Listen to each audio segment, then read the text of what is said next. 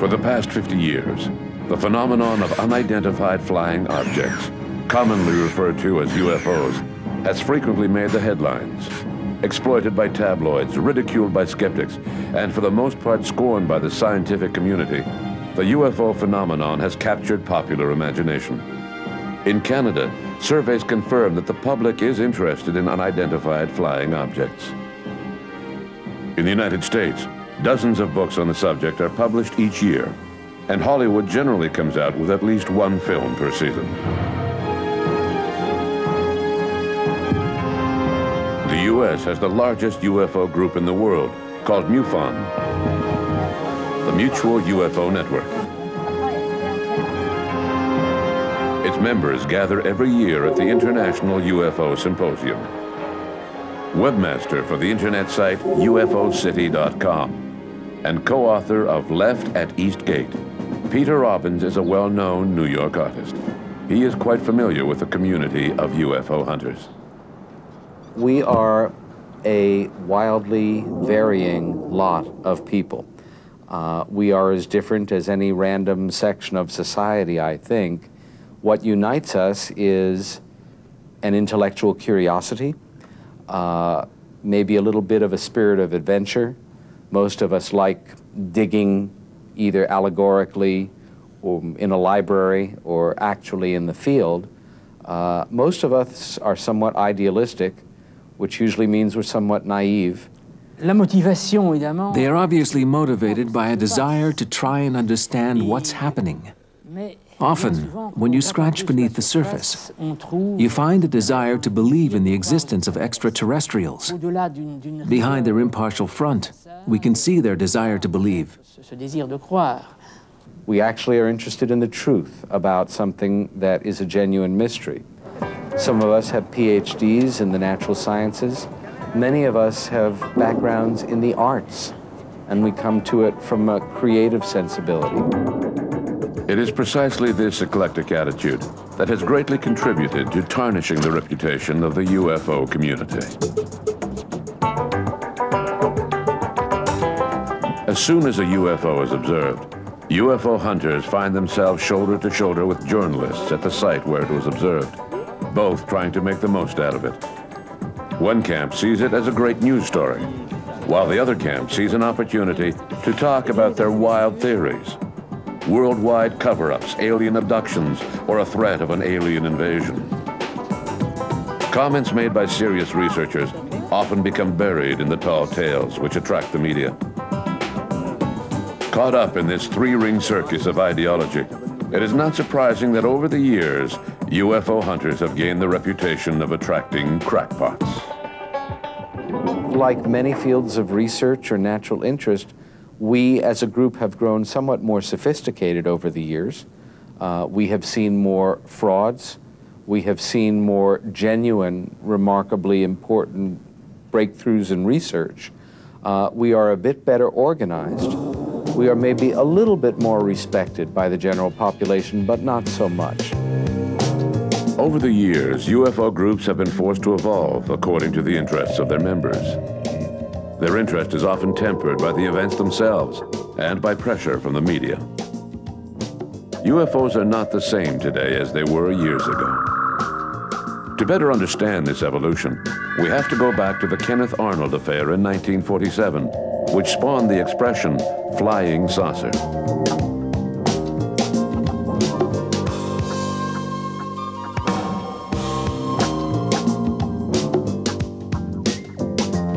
No one is better qualified to lead us back in time than French sociologist Pierre Lagrange, a research scientist with the Center for Sociology of Innovation in Paris. Pierre has written several reports on UFO studies, and over the past few years, he has gained recognition as one of the world's leading authorities in the field of UFO history. The Kenneth Arnold affair marked the beginning of flying saucers. That was when the expression flying saucer was first invented. His story happened on June 24, 1947.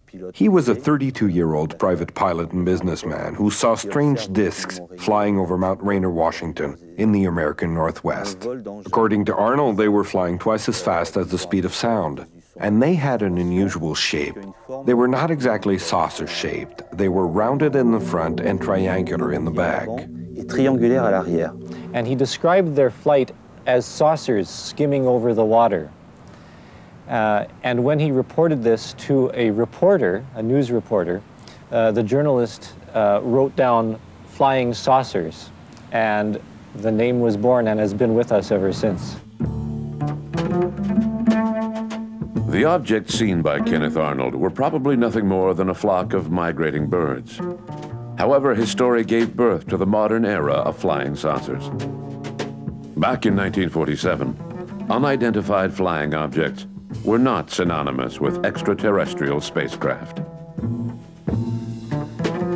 At the time back in 1947, Kenneth Arnold thought he was seeing secret weapons. Obviously, the prospect of extraterrestrials was soon raised. If we look back at the first articles written in the press on June 26 and 27, 1947, the objects were not only presented as extraterrestrial airships. That was just one theory among others. The theory of secret aircraft was the most popular. The day after Kenneth Arnold's observation, the U.S. Army put up a wall of silence and took extraordinary defense measures. Planes are on patrol for flying saucers. Cameras installed to photograph them. Portland, Oregon, the area from which came the first weird reports. However, despite all the military's preparations, an entire fleet of flying saucers seemed to be descending upon the United States. Throughout the country, Americans were claiming to have seen unidentified flying objects. A lot of people these days, they're seeing flying saucers everywhere. Flocks of fantastic discs flying through the air. Since the Army was refusing to release these reports to the public, small groups of 2 or 3 people each began collecting information on these sightings. To be looking for the mysterious disc. It was the dawn of ufology, the study of UFOs. There's a flying saucer with milk. The first ufologists appeared in the 1950s in groups such as NECAP and APRO, which integrated a large mass of scattered information. At first, UFOs were only seen flying in the sky. They hovered and flew away, but didn't land. Then gradually, stories began pouring in about landings. Investigators changed their view over time. History professor at Temple University in Philadelphia, David Jacobs is the author of the famous UFO controversy in America. Well, I think that the role of some of the early UFO organizations like APRO, the Aerial Phenomena Research Organization, and NICAP, National Investigations Committee on Aerial Phenomenon, in the overall controversy over UFOs was really very, very important. I think that these are groups that continue to collect reports, they analyzed reports, they kept the subject in front of the public, and helped to also pioneer methodology for how you can do this, how you can actually investigate reports. It was in this fervor of the 1950s that people began speculating that these unidentified flying objects were of alien origin. These speculations soon became the most popular way of interpreting these objects. Left in the dark, the more conservative researchers who refused to share this opinion without an argument were stigmatized as ignorant or having little faith by those who supported the theory.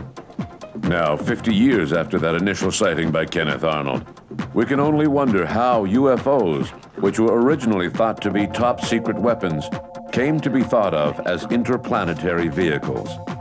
How is it that extraterrestrials have become the focus of UFO study? One of the first people to introduce the idea that flying saucers were of alien origin was Donald Keyhoe, a former member of the U.S. military who became a journalist, and while working for True magazine in 1949 was assigned to investigate the story. Keyhoe was rather skeptical at first, since most of the contacts he had kept in the Army told him there was nothing to the story. But as he dug deeper, he began to think that the military wasn't telling him everything they knew, that there may be something to the story after all. The article that he published in the January 1950 issue of True was one of the first to really popularize the alien theory. 3 years later, Donald Keyhoe wrote Flying Saucers from Outer Space, whose popularity at bookstores further entrenched the theory that UFOs were of alien origin. From there on, lines were drawn between those who believed in extraterrestrials and those who didn't.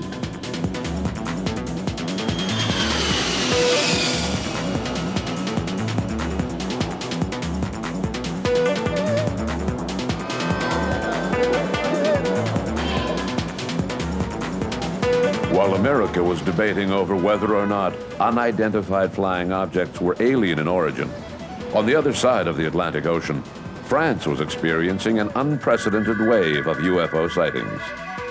Up until then, UFOs were just strange things flying around in the sky. But now they seem to be landing everywhere.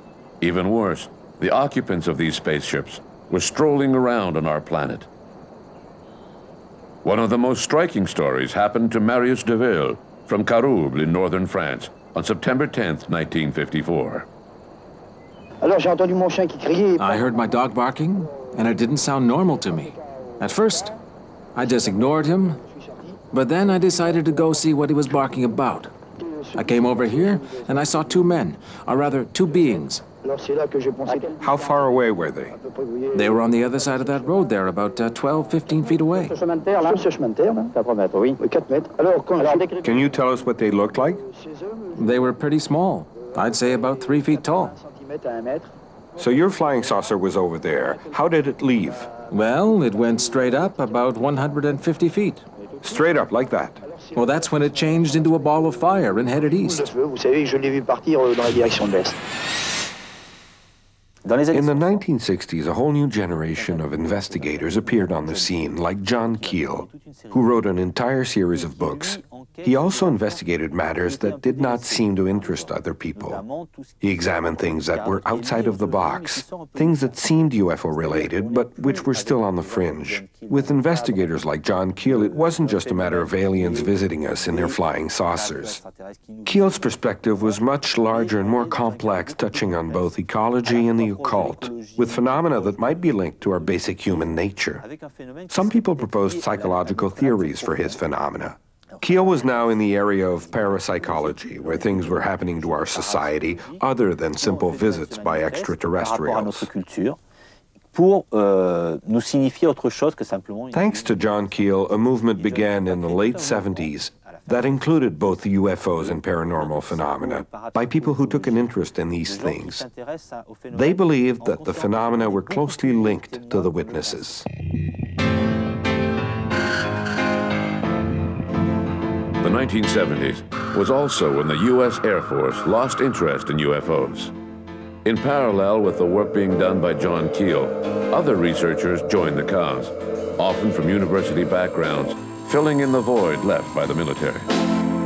In the 1970s in particular, after the Air Force in the United States stopped its Blue Book, Project Blue Book, what happened is that it was almost like people were finally free to come out in the open. Those who were brave could come out in the open, and they could now begin to talk about UFO research, do it openly, work together. That's why Alan Hynek formed the Center for UFO Studies in 1973. We had a scientific advisory board of fairly distinguished scientists. And this went on. There was a flowering of very serious UFO research in the 1970s. It had begun in the 1960s.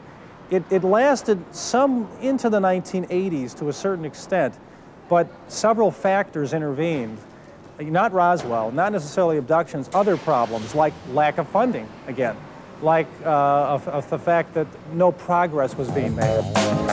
The lack of concrete results led some ufologists to question their beliefs, and they divided into two camps. In the late 1970s, something interesting happened in ufology. Criticism began to come from within. Skeptics had been regarded as rationalists who knew nothing about the UFO cases. Now the situation began to change, and longtime believers who had felt strongly about the subject for years began to say, we don't believe in them anymore. In 1977, French ufologist Michel Monnery wrote a book called What If UFOs Didn't Exist? According to the author, UFOs are nothing more than a misinterpretation of known phenomena. They're not real, they're only a myth. There are no aliens visiting us, and there are no strange phenomena. There were just mistakes made by confused people who saw Venus, weather balloons, aircraft, the moons, and other explainable phenomena. UFO hunters were gradually becoming more aware that merely gathering witness accounts was not enough to fully understand the phenomenon. What was happening in ufology in the 1970s when the first skeptics began to appear within their ranks? It was a time when, having discussed eyewitness accounts at length, UFO researchers began to think, we need to be more scientific. There's a price to pay. We have to change our methods. It's not enough just to gather eyewitness accounts. We need to produce evidence, like scientists do. For a long time, we thought that it was a scientist's job to observe nature.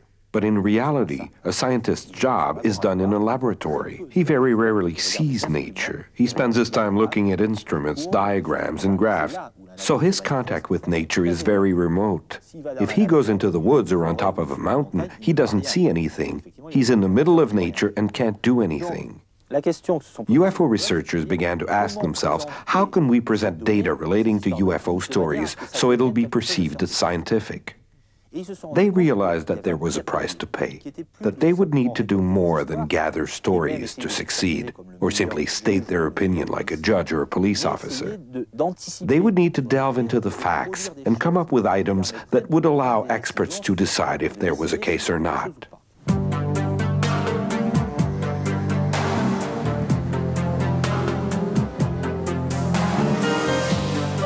Francois Bourbeau belongs to this new generation of UFO researchers that appeared on the scene during this shift in ideology in the 1970s. My first job, or my first goal, I should say, was to interest the university crowd in the study of UFOs. But I soon came up against a brick wall, from social prejudice to a wide variety of other prejudices. These men and women from universities were probably afraid of losing credibility among their peers. I would say that it also had to do with a lack of knowledge of the subject area. I must admit that in the field of UFO research, for serious amateurs like myself, who want to dig a little deeper to understand an issue, there is a fundamental lack of funding required to do the work. There's also a lack of human resources available. And to be perfectly honest, we also have very limited access to technology that would allow us to perform rapid tests on the spot, where physical evidence appears on the ground, for instance. With these tests, we could advance our own research, since we are on the front line, thereby eliminating a layer of analysis where we have to wait for the results before proceeding. We could also turn over our test results to experts for further research. Maybe that's where the problem lies. A really good example of how this lack of funding and logistics can have an impact is the case of Saint-Marie-de-Manoir, a small rural town less than 60 miles from Montreal, Quebec.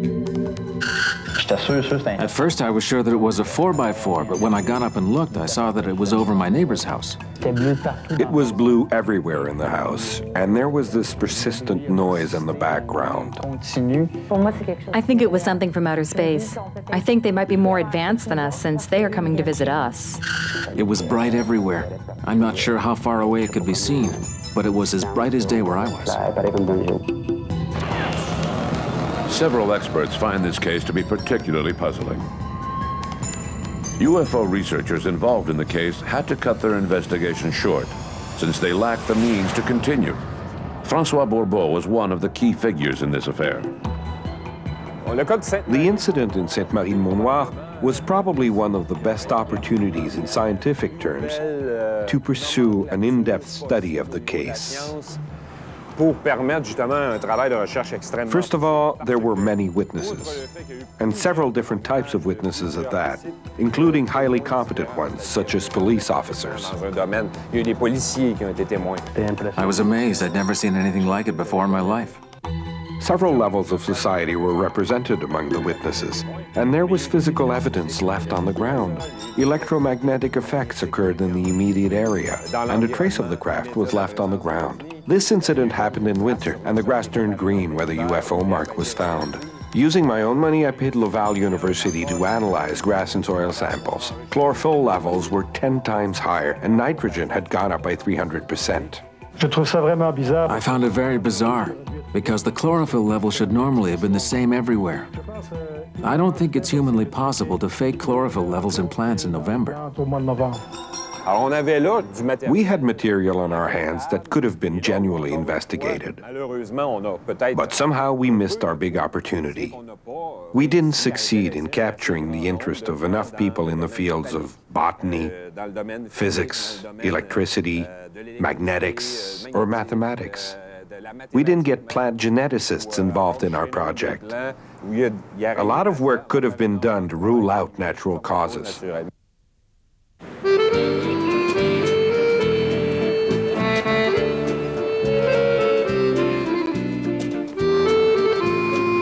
Over the years, UFO hunters have gradually divided into two separate camps. One group represents the diehards, who still believe that UFOs are extraterrestrial in origin. The other group, mainly consisting of UFO researchers, define themselves as skeptics. It appears that ufology is not the work of a single group of individuals, but rather a network of groups, like in the field of science. In my view, the fact that there are skeptics does not mean that ufology has become more scientific in approach. It means that researchers are starting to think like the people they used to criticize. Nowadays, skepticism about UFOs is a matter of personal opinion, just like believing in them used to be. It's not much different. After believing in UFOs for years, they decide not to believe anymore. What effect does that have? Rationalists say finally UFO researchers are becoming more scientific, but if we look at the facts, it just isn't true. Just when things were calming down and researchers were beginning to use a more scientific approach, the controversy started back up again. After having said they exist, they were turning around and saying they don't exist. Well, saying they don't exist doesn't make you a scientist, but it does spark controversy. This controversy is not making the field any more scientific. Since each person is proceeding according to their own personal opinion, it's very easy to become a UFO researcher. You have some business cards printed and publish an article in a few newsletters. It's much harder to be a scientist. You need to have diplomas, experience, and research work that's approved by others as a group. The UFO field has been faced with two problems: frequent shifts in ideology and a lack of funding for its work.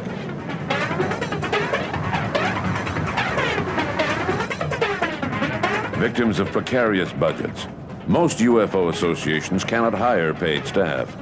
This means that almost all of their members are volunteers, with the best of intentions, no doubt. But inevitably, they run into problems with the availability and competency of their members, which leads to less than ideal investigations. Fascinated by the subject of UFO since the mid-1970s, Antonio Junius, a writer for Fate magazine and co-author of the UFO briefing document, is quite familiar with the problems faced by UFO researchers.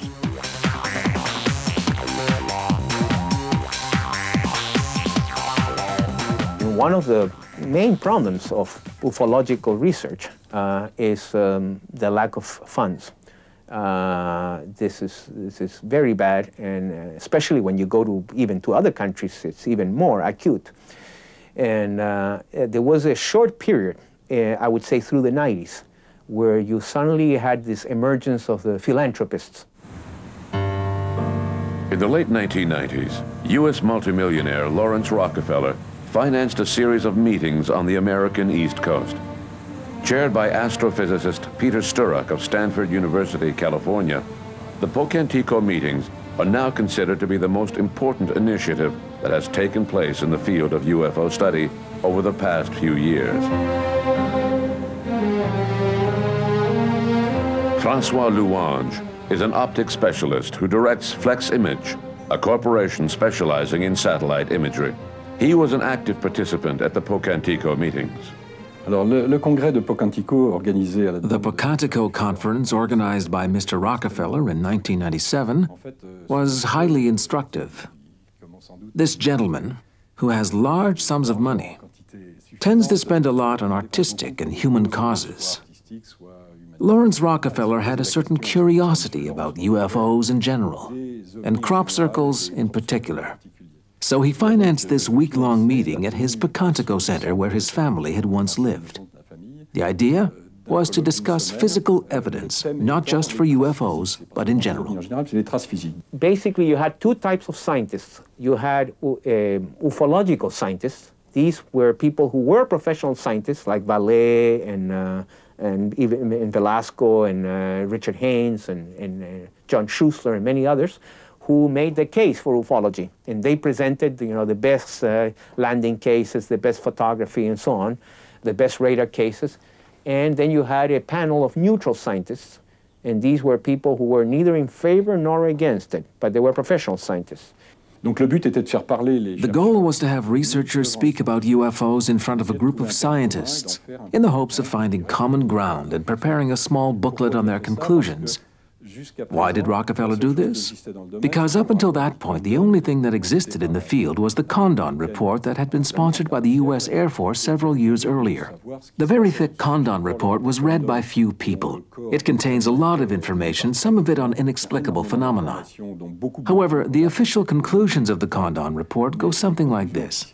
First of all, we didn't find anything. And secondly, science has better things to do with its time than waste it on a subject like this that is of no interest.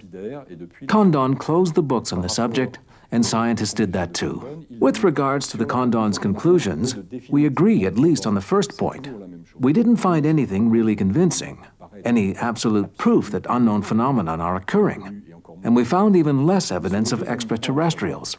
On the other hand, as to what science's position should be, we are diametrically opposed to Condon. We feel that given the evolution of the information gathered and the technologies at their disposal, it would be in the best interest of science to research the subject intelligently, to listen to UFO researchers, and to continue the work. If the Pocantico Conference led to a recognition of the interest in UFOs, then why does the science community at large seem so uninterested in this phenomenon? If someone were to find a technological application for the UFO problem, then just watch the benefactors line up to finance it. Maybe not UFO groups at first, but if another meeting were held with Mr. Sturrock, there might be a group of people who would say, "Aha, we're being offered 10 million, gentlemen. Go back to your drawing boards." However, before we can speculate on how to interest the science community in UFOs, we need to have UFO groups themselves come to an agreement on the importance of the information gathered and the manner in which it is presented. The material itself, the data, although there are some excellent cases, but it is very ambiguous, and you can basically adapt it to any theory you want, because you will select those elements of, if you're interested in the more bizarre cases, you will find plenty of those. If you're interested in the more sort of sober, you'll concentrate with radar and pilot cases. So that's what I saw, that people, because they had a theory, then they were like digging up for those elements in the database that would support their theory. After so many years, it may be surprising to find that so few professional researchers let themselves be carried away by a scientific interest in UFOs. Perhaps we are simply seeing a contrast between the ideal vision of science and the unorthodox reality of ufology.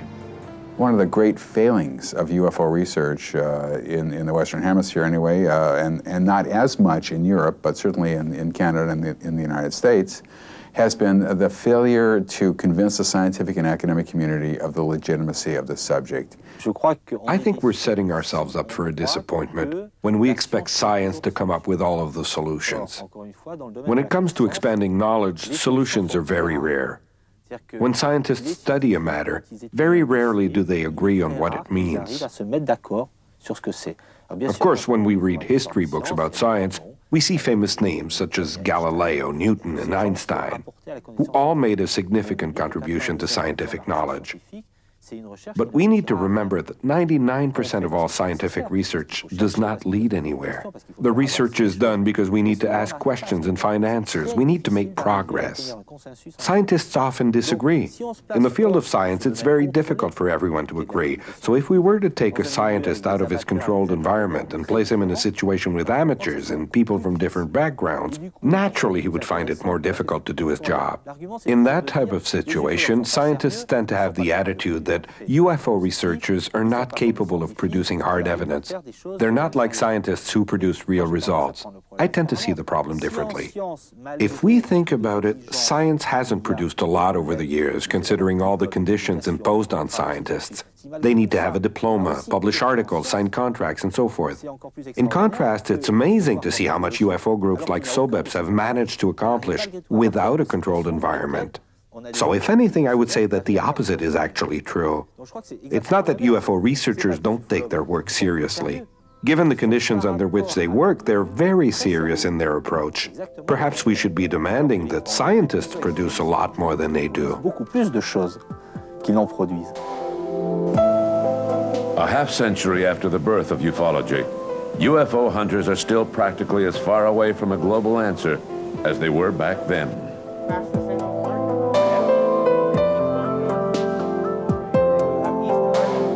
Can their limited success be blamed on a lack of effort, a poor choice of witnesses, or is it simply that ufologists have had to pay the price for resorting to sensationalism once too often? Well, obviously, we still don't know what the UFOs are. If we did, you know, the discussion would already be on a different level.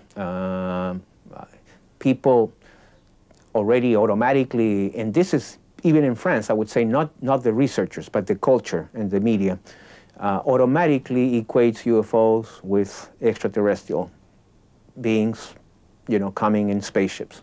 So this is the sort of the cultural interpretation.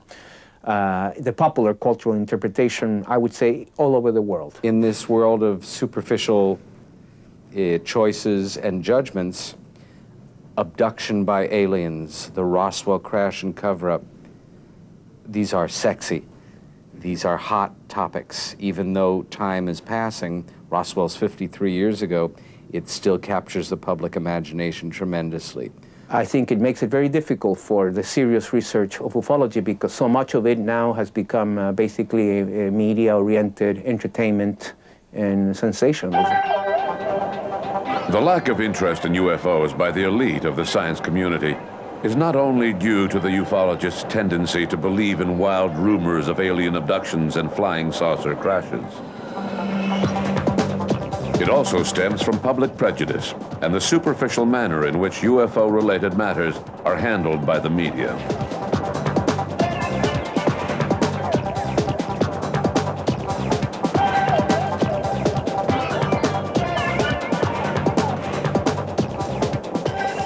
An associate member of the National Center for Scientific Research in Paris, Bertrand Meust has written several books on UFOs, such as science fiction and flying saucers.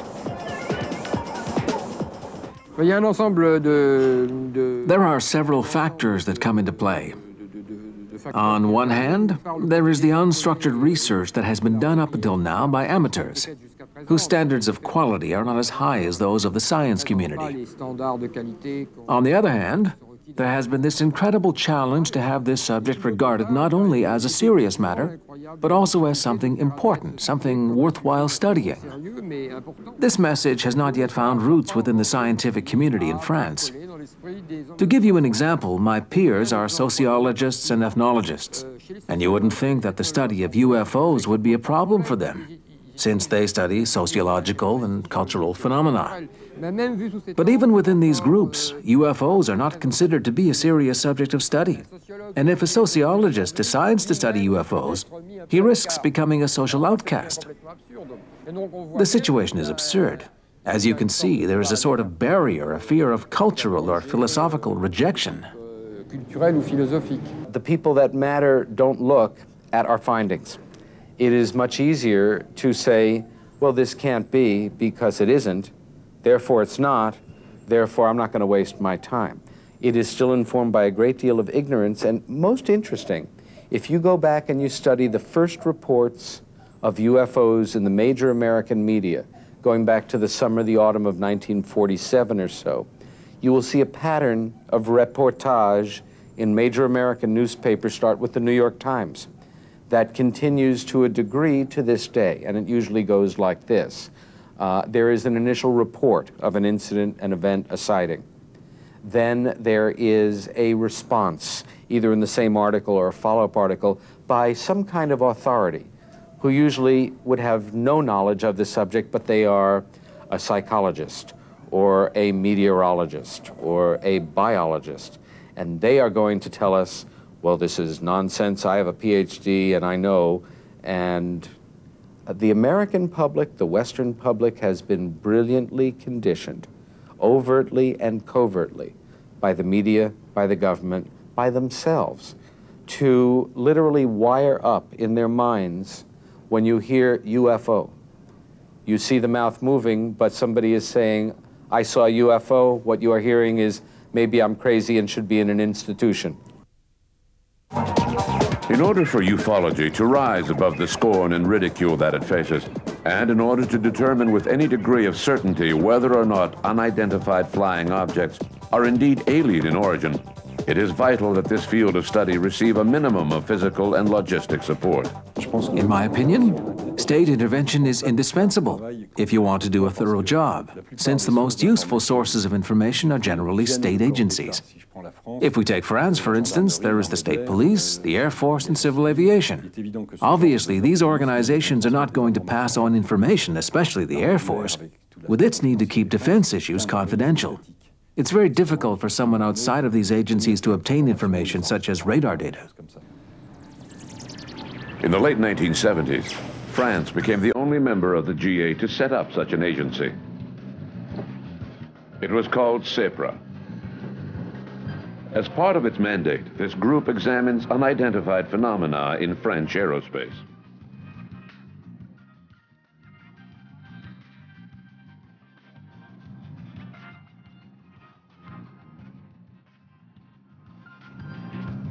Located within CNES, France's National Space Research Center, the equivalent of NASA, CEPRA has been headed by engineer Jean-Jacques Velasco for quite a few years.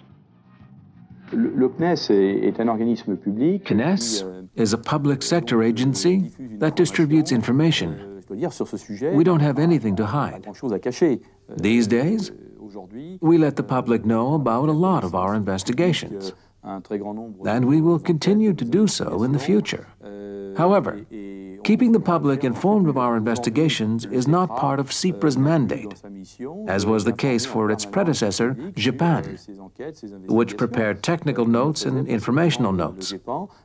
The difference between the two groups is quite simple. We just don't have the means. Although he admits that his group does not have the logistic support necessary to carry out a global study of the UFO phenomenon, Jean-Jacques Velasco does not see how CEPRA could associate itself with UFO groups without putting its own credibility and that of CNES on the line. What is commonly referred to as ufology is a large group of people primarily interested in UFO sightings. They have developed an interest in the subject as amateurs. We are not at all in the same class as those groups of amateurs.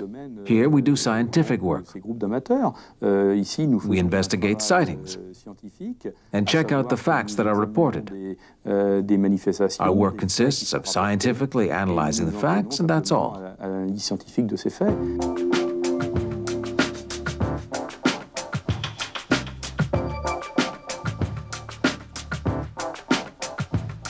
Other than France, only a few countries in South America have set up official agencies to collect UFO reports, often undercover as part of their military activities. Elsewhere in the world, UFO reports are lost, destroyed, or find their way into a box in the basement of an administrative building. In Canada, the RCMP and Transport Canada used to send their reports to the National Research Centre in Ottawa. After a quick read-through, the reports were then transferred to the National Archives building, where they waited patiently for someone to come along and examine them. Recently, Canadian UFO researcher Chris Rutkowski decided to do something constructive with these reports of UFO sightings. After the year 2000, an arrangement between myself and Transport Canada allows the reporting of objects seen in the sky to be made through them to me, and I produce an annual report of sighting activity to try and understand what it is that people were seeing. You see, the National Research Council itself was not interested in UFOs, but the possibility that UFO reports might lead to the recovery of meteorites. But I've chosen to do something with the data because I think it's important that we understand what it is that people are seeing, not what is perhaps reported in the tabloid newspapers, perhaps not what we see in the movies, but what is it that is actually seen by people? And to do that, we need the actual reports. So it is a very good arrangement from a scientific standpoint, simply collecting the data from Quebec, from Newfoundland, from British Columbia, from the Yukon and Nunavut now as well, and analyzing the data for an understanding of what it is people really are experiencing and seeing when they report a UFO. Chris Rutkowski's initiative is an exception to the rule. In the United States, where more UFO sightings are reported than anywhere else in the world, there is no mechanism in place to provide UFO groups with a copy of these reports. They usually end up in a shredder.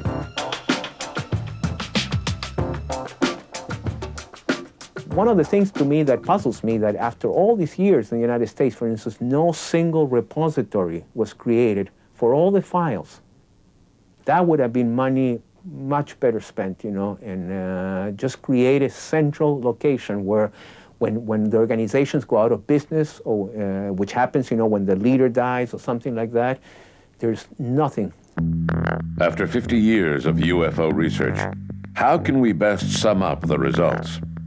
Researchers, for the most part amateurs, have still not succeeded in rallying the science community to their cause. Living on the edge, they are constantly faced with prejudice.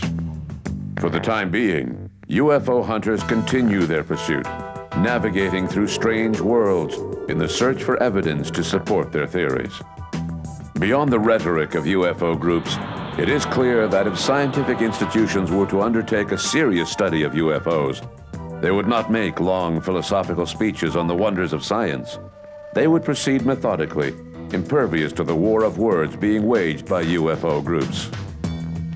The Americans need more of the sociological theory and the Europeans need less. Because in America, it's not at all liked by the ufological community, who is completely committed to strictly nuts and bolts, ET, aliens, crash saucers, genetical hybrids with abductions and so on. But in Europe, with some of these groups, you go to the other extreme where everything gets reduced to it's just a myth. But a myth still takes off from something, you know. Myths from North America, specifically from the United States, have swept through Europe. Researchers like Scorneau, myself and others have, well, I wouldn't exactly say that we've given up, but we're still interested, but no one listens to us anymore. Well, they still listen to Pierre Lagrange, who seems to be able to find ways to make himself heard. But no one really listens to us anymore. They're only interested in those myths from the United States. There's another factor that's also becoming into play: the internet. As a professor, I have several students who are interested in UFOs, but they know nothing of all the serious research that was done on the subject. When they hear the expression flying saucer, they immediately think of the American myths and all of the information circulating on the internet. To summarize, when I was 25 years old, UFOs were things flying around in the sky. We would go into the field to observe them. These days, young people look up information on the internet. That's why I'm a lot less interested now. It's become a sort of virtual reality.